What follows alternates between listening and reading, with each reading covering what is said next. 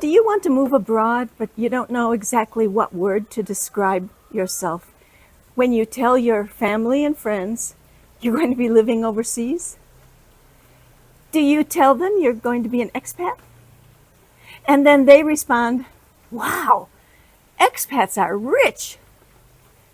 That's a common misconception, because the reason a lot of expats move overseas is for a high-paying job. But you're not doing that, are you? You're not rich, and you know you'll need to find a way to support yourself financially. So will you call yourself an expat? And does the label even matter? Many people use the terms expat and immigrant interchangeably.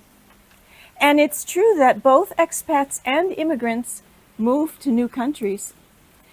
But the reason for moving are often very different between the two groups. So then, what is the difference between an expat and an immigrant? Well, let's see if we can find out.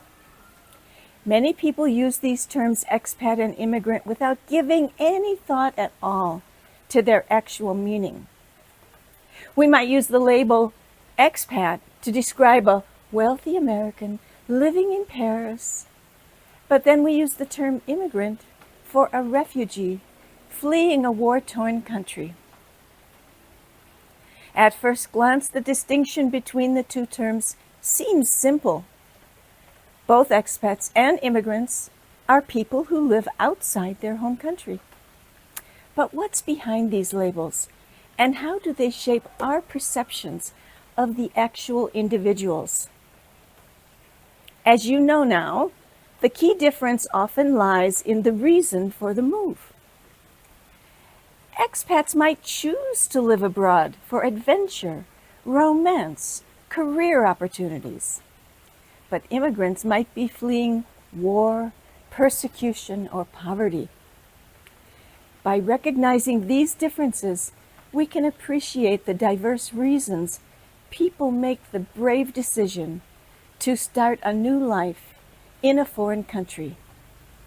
So now let's take a closer look at the differences between expats and immigrants. An expat might be called an adventurer or even an outsider.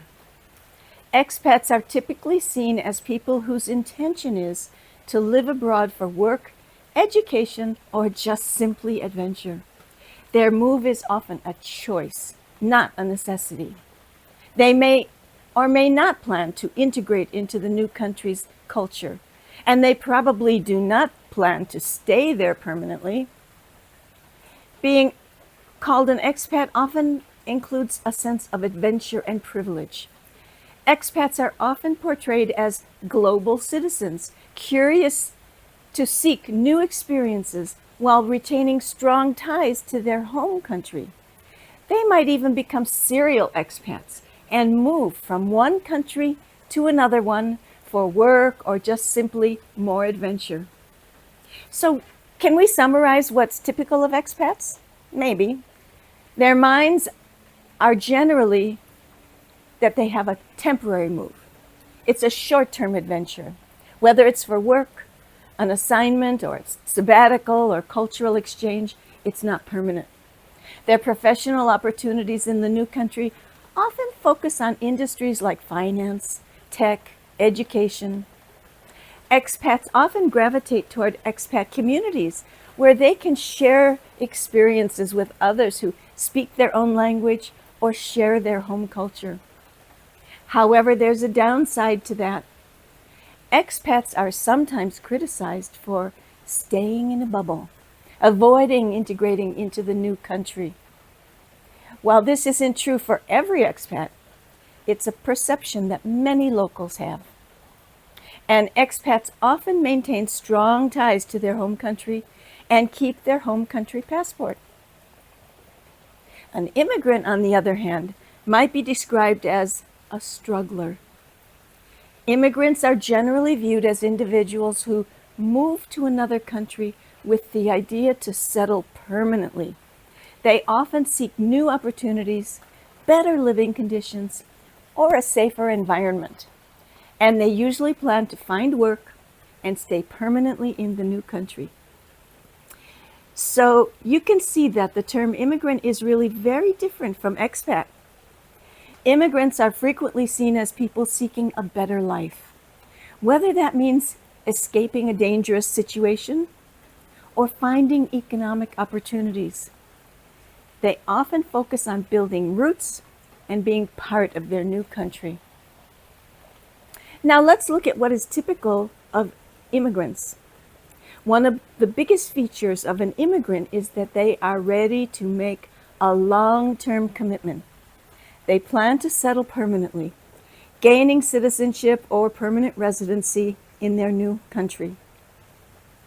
Unfortunately, immigrants often face negative stereotypes, even though they often provide labor for work that locals do not want to do. And they often face a difficult process to acquire legal residency in their new country. Recognizing the differences between expats and immigrants can help us empathize and understand, so that we move beyond stereotypes and grasp the complex experiences of people who move to new countries. It's not easy when they do that. It's not easy. Even if it's your choice, it's not easy. Hi, I'm Kate, and this is my YouTube channel, Kate Gypsy. It has videos to encourage people to break free from their usual routine and create a more interesting and a more adventurous lifestyle for themselves. I myself did that back in 1982 when I took a short-term job in Indonesia when I was 38 years old, and I'm still here living my best life 42 years later. So let's look at the lines between expat and immigrant, because they can get very, very blurry. For example, what happens when someone doesn't fit neatly into either category? For many people, the line between expat and immigrant just isn't clear at all. Let's consider the long-term expat first, who moves to abroad for a temporary job but ends up staying indefinitely. Is that person still an expat if they've lived in the same country for 20 years? Or maybe more than 40 years, as I have done? And then there's the highly skilled immigrant who moves to a new country for a skilled job and integrates fully into the society. Should this person be considered an immigrant or an expat? And what about the retiree who moved abroad after retirement and who might not plan to integrate deeply, but also doesn't see themselves as a temporary visitor? These scenarios highlight how fluid these terms can be. It often comes down to self-identity and how any particular person chooses to describe their own journey. Can you figure out which one you are, or which one you're going to be at some point? Well, let's look at some questions to help you think about whether you are now or will be an expat, an immigrant, or maybe something in between, like a global citizen. First of all, why did you move? If your reason for moving was temporary work or adventure, you probably identified more as an expat. But if you relocated to start a new life or lay down roots, immigrant might be a more accurate term. How long do you plan to stay? Short-term plans lean toward expat status, while permanent intentions fit more with being an immigrant. Is your connection stronger to the new country or to your home country? Expats often maintain a stronger tie to their home country, but immigrants are more likely to focus on building a new identity in the new country. Fourth, what's your social life like? Do you spend most of your time in expat circles, or have you become part of the local community? Your social environment might influence whether you see yourself as an expat or an immigrant. But does the label really matter? At the end of the day, the labels expat and immigrant are just words. What matters more is how you define your own experience. Are you thriving in your new country? Are you finding personal growth and fulfillment? Your journey is unique, and it doesn't have to fit neatly into one category or the other. Whether you call yourself an expat, an immigrant, or simply a global citizen, what matters most is how you embrace your life abroad. So let's just concentrate on celebrating the journey. Living in another country, whether it's for short time or forever, it's an incredible adventure. It challenges you, broadens your horizons, and helps you grow in ways you never expected. Whether you identify as an expat or an immigrant, your journey is worth celebrating. Both paths require courage, resilience, and a willingness to adapt. Both expats and immigrants contribute to the world in meaningful ways, sharing cultures, building connections, and creating bridges across borders.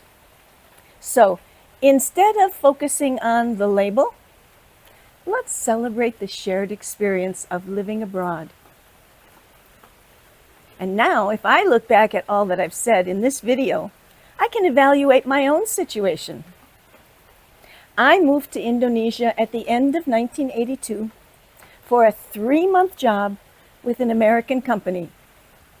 It was a temporary job, so at that time I would have fallen into the expat category. Then I stayed and worked at local language schools, teaching English. Was I still an expat? Maybe, but I'm not sure. Then I worked in other countries as a tour director for several months each year, but always came back to my home in Indonesia. I think that shows that the expat label was starting to expire. And eventually I retired and stayed here in Indonesia. Now I still have my US citizenship. I would have loved to become an Indonesian citizen if they recognized dual citizenship, but they don't. So I kept my US citizenship, but I don't plan to return to the US. I don't join expat communities or activities. My friends are almost all Indonesian, and I consider Indonesia my home. So when you consider all of that, I think I've moved at least 90% into the immigrant category. If I had an Indonesian passport, that would have meant I was 100% immigrant. Anyhow, the label doesn't matter. I'm a human being who happens to love living here in Indonesia, away from my home country. Just please keep in mind that all that I've said is not a deep dive into the topic. I'm just sharing my impressions about these labels. It's just a brief overview, and you've probably found some of my words that you could argue with. That's okay. Your experiences have been different and maybe very different from mine, and might lead you to different conclusions. That's okay. So, thanks for watching, and bye for now.